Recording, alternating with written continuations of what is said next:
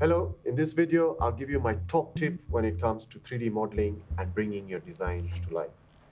During a recent project, I encountered pivotal lessons in 3D printing that reshaped my approach. Let's get into it. I learned to avoid overhangs and bridges in design, opting instead for tapered structures with 45-degree angles to enhance stability.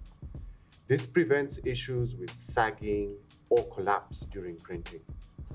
Second, allow for tolerances between every piece, as factors like printing accuracy, material properties, and thermal expansion can affect the functionality of the design.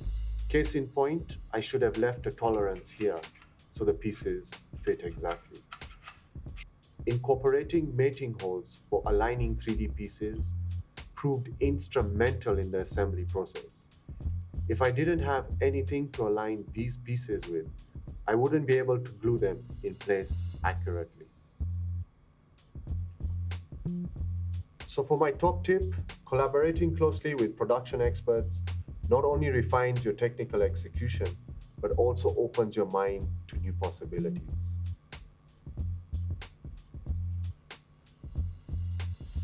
Ultimately, the key takeaway from this experience is that when you model or design anything in 3D, aim for a specific production outcome and consult with an expert early in the process.